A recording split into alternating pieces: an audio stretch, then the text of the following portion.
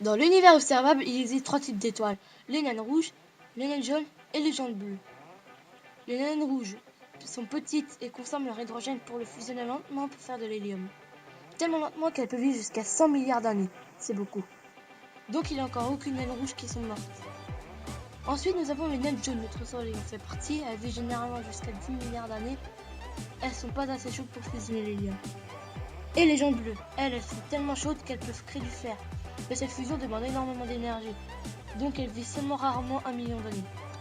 Mais aucun astre ne fait l'étape inverse. Bah oui.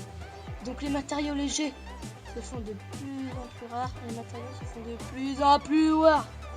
Moins et moins rares. Donc il y a un moment où il n'y a plus assez d'hydrogène pour faire de nouvelles étoiles. Donc il restera forcément que des cadavres d'étoiles, c'est-à-dire des naines blanches, très petites et très denses.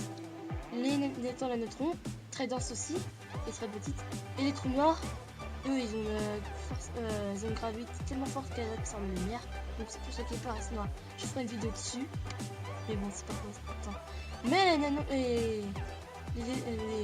trous noirs sont pas éternels. Et c'est apparemment, on appelle ce phénomène le rayonnement de Hawking.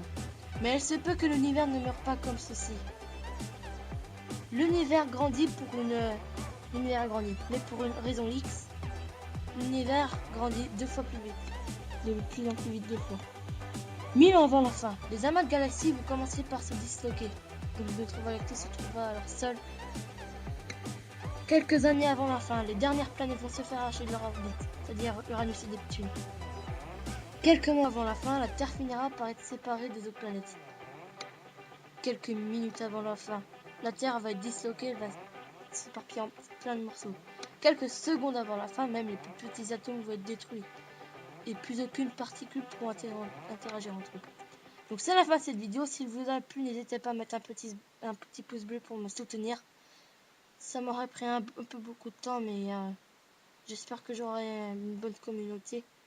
En tout cas, sachez que la curiosité restera la plus grande des qualités.